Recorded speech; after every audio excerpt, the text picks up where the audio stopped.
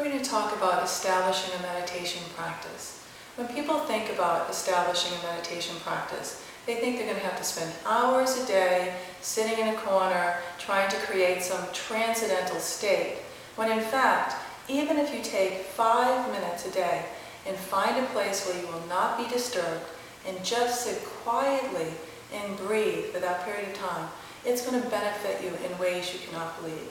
We are so stressed with our children, or our husbands, our house, our job, the economy. Maybe we're healing from illnesses. We need to make time for ourselves, because as people, we cannot help anyone else unless we are healthy ourselves. So the common problems I find with establishing a meditation practice is that people don't find a place so that they can be alone for that period of time. Or they're sitting in a way that they cannot establish a meditation practice because they're uncomfortable. So if you can't sit on the floor without looking like this, then you should try to find either a zafu, a meditation cushion, or a chair to sit upon. So a meditation cushion is quite wonderful. I like the ones that are filled with buckwheat. They mold right around the bottom. And you want to sit in a way that the knees are lower than the navel. It's also very important that we cannot establish a breath if we're rounded forward. Think when you're sitting that you are a peacock, that the chest is open, the collarbone is spreading, the head of the arm bones are moving back. And then we have a tendency to jut out our chins. Keep the chin parallel to the floor. So this is the first step. One of the other things that we worry about when we're meditating is thoughts come into our heads. Well, we're busy, so our minds are busy. And the only way to learn to quiet them down is to take time and meditate. But as the thoughts come through, don't hold on to them. That's the key. I'm going to move to the chair and show people who have problems with their spine. People who have a tendency to round forward have a significant difficulty sitting on the floor. So if you sit on a chair, and I like the chair sideways because then you can move the back into the wall and move the head into the wall. So people who have scoliosis or some sort of spine imbalance, or they have kyphosis, they're going to have to lean against the wall without doing this. So sometimes if you're so tight in the thoracic spine and the head of the arm bones are coming forward, we tend to jut our chin, which collapses the back of the cervical spine, which is unpleasant and not a very helpful way to meditate. So you're going to open as much as possible and keep the chin parallel to the floor. And you don't want to lose completely the lumbar curve, because that's a natural curve.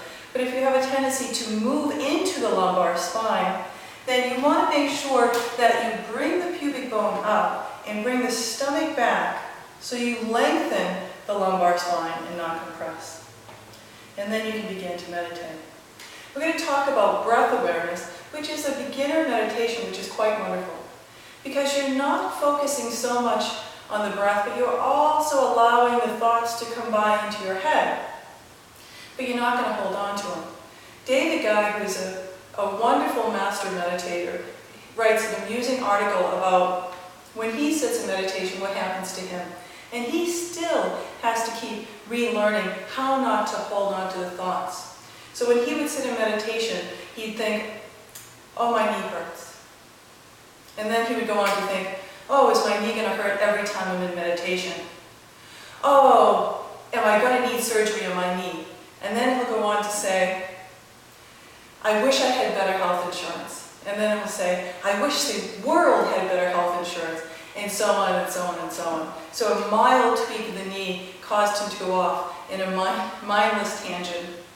So in meditating, we have to see the thought, our knee is tweaky, then we let that go.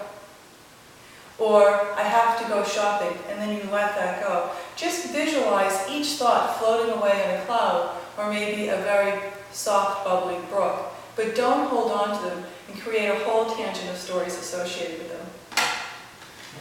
So now again, bring your heart back, bring your shoulders back, and you can have your hands either in a mudra, or you can just release them nicely down onto your thighs. And also, make sure that your shins and your quadriceps are making a right angle. So you don't want to have them splayed out and not energized, because all this energy is going to work to bring the breath deeply and make the meditation more effective.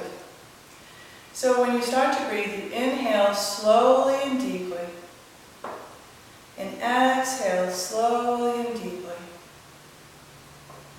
And if the thoughts come in, let them come in and go by. Inhale slowly and deeply. Keep your eyes soft.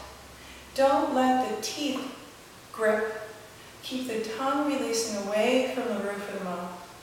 And as you continue to sit here and breathe, just for 5 minutes to begin with, just go back to see what's happening with your posture, because sometimes as we meditate, we start to lose the form. So again, you have to lift and spread and open.